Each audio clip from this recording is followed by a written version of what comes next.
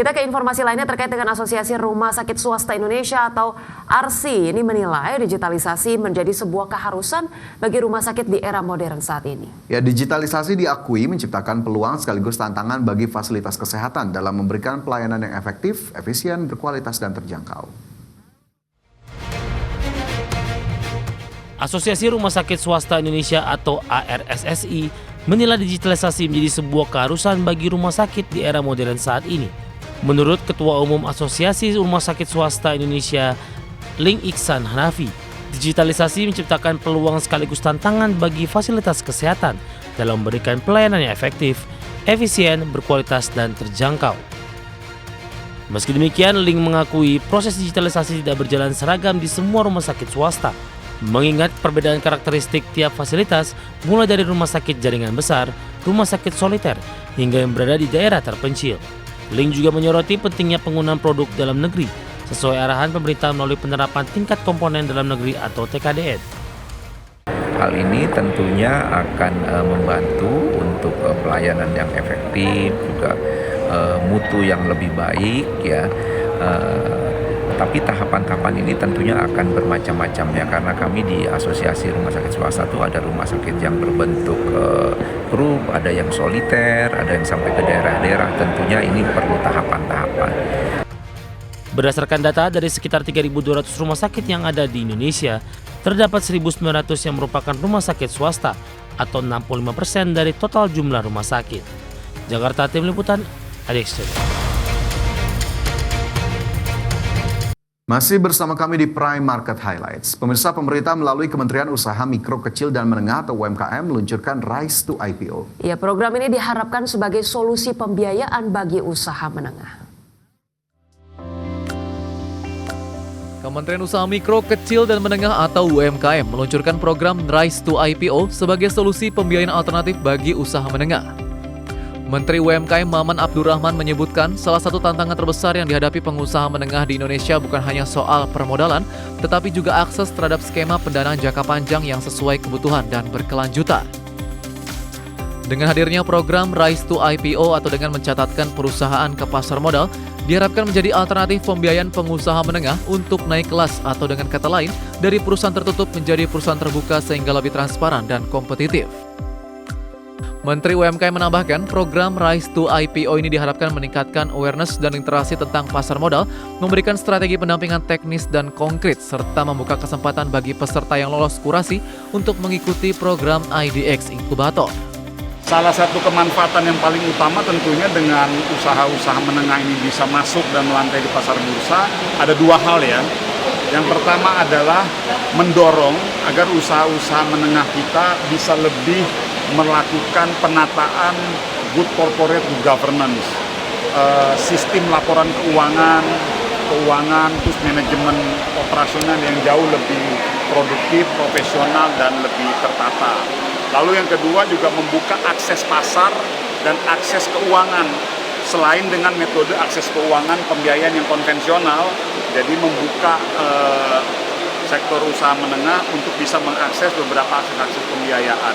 Dan tentunya yang terakhir adalah go public.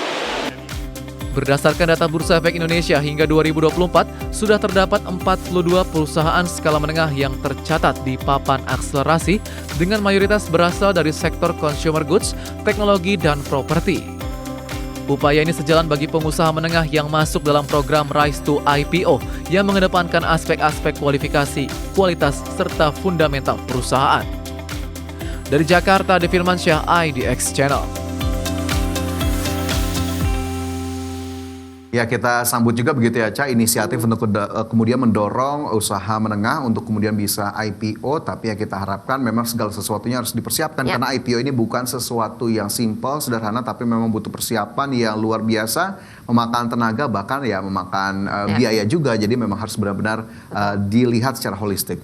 Ya, baik itu dari segi manajemen operasionalnya, kemudian literasi keuangan ataupun terkait dengan literasi terhadap pasar modal itu sendiri ya, karena mungkin pastinya belum merata gitu ya dari segi UKM ini luas sekali begitu ya, pengkaderan ataupun pembinaannya akan seperti apa begitu ya, agar kemudian bisa betul-betul bukan hanya strategi atau inisiatif di awal saja, tapi betul-betul didampingi sampai akhirnya begitu ya. Pemirsa, perusahaan asal Malaysia sukses menggayat penghargaan IDX Channel ESG Awards 2025. Di mana melalui bisnis utama dalam perdagangan karbon kredit membawa perusahaan negeri jiran ini menjadi yang pertama mendapatkan penghargaan di Indonesia. Perusahaan asal Malaysia Primavera sukses sendirian Berhad berhasil meraih penghargaan IDX Channel ESG Award 2025 dalam kategori sektor jasa lain. Penghargaan ini diterima langsung oleh Direktur Utama Primavera Yang Mulia Raja Muzaffar Idrisyah di Bursa Efek Indonesia. Penghargaan ini tidak bisa dilepaskan dari keberhasilan Primavera dalam program Environmental, Social and Governance atau ESG secara berkelanjutan di Indonesia dengan pendekatan berbasis masyarakat dalam pengelolaan proyek karbon. Menurut Direktur Bisnis Development Primavera sukses sendirian Berhad Mohafiz bin Mohjamil, Primavera juga melakukan sejumlah langkah mulai dari reforestasi menggunakan spesies lokal yang sesuai dengan ekosistem, pengelolaan pembibitan pohon, hingga pemantauan penyerapan karbon dengan sistem digital. Fondasi utama kami adalah program ESG karena proyek kami itu melibatkan konservasi hutan dan ya memang kami harus berurusan sama penduduk lokal setempat. Ya, kami juga banyak mengadakan program-program sama lokal setempat dari segi pendidikan dan juga pembangunan sosial. Sementara di sektor sosial, perusahaan melibatkan masyarakat dalam seluruh aspek pekerjaan mulai dari monitoring wilayah, penanaman pohon, dan pengelolaan nursery. Sementara untuk tata kelola dilakukan dengan penerapan teknologi berbasis aplikasi mobile untuk pelaporan harian hingga blockchain untuk transparansi hasil. Dari Jakarta, Ade Firmansyah, IDX Channel. Pemirsa, PT PLN Indonesia Power sebagai anak usaha dari PT PLN Persero sukses meraih penghargaan IDX Channel Anugerah ESG 2025. Iya, penghargaan ini didapatkan lantaran perusahaan serius menerapkan prinsip Environmental, Social and Governance atau ESG di seluruh lini operasional, khususnya dalam percepatan transisi energi. PT PLN Indonesia Power atau PLN IP fokus menerapkan prinsip Environmental, Social and Governance atau ESG di seluruh lini operasional. Hasilnya perusahaan berhasil menyabet penghargaan bergengsi dalam ajang IDX Channel ESG Award 2025. Mendapatkan penghargaan dalam kategori khusus sektor infrastruktur ketenaga listrikan dan telekomunikasi, penghargaan IDX Channel ESG Award diterima langsung oleh Direktur Keuangan dan Manajemen Risiko PLN Indonesia, Power Endang Astaranti. Endang Astaranti menegaskan dengan komitmen ESG yang diterapkan di seluruh strategi dan operasional perusahaan, PLN IP memastikan pihaknya bukan hanya mengedepankan transisi energi melalui pengembangan pembangkit berbasis energi terbarukan, serta modifikasi mesin-mesin existing untuk menurunkan emisi karbon saja, melainkan turut andil dalam memberdayakan masyarakat yang ada di sekitar unit-unit 37 pembangkit di seluruh Indonesia. Bahkan melalui keseriusan dalam mengedepankan ESG, pihaknya optimis mampu mengurangi dekarbonisasi sebanyak 37 juta metrik ton CO2 ekuivalen. Di perusahaan kami, PLN Indonesia Power, perusahaan generation company, saat ini kami sudah mengintegrasikan prinsip-prinsip ESG ke seluruh strategi dan juga operasional di perusahaan kami.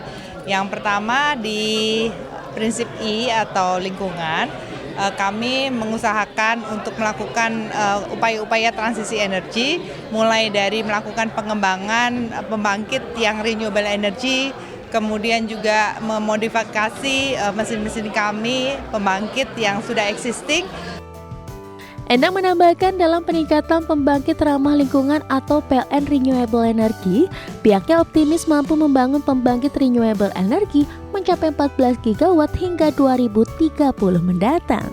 Dari Jakarta, Ade Firmansyah, IDX Channel. Pemirsa, Hamas menyatakan bersedia untuk melepaskan 10 sandera sebagai bagian dari upaya gencatan senjata di Gaza. Ya, pemirsa, informasi yang kami hadirkan usai jeda berikut ini, tetaplah bersama kami.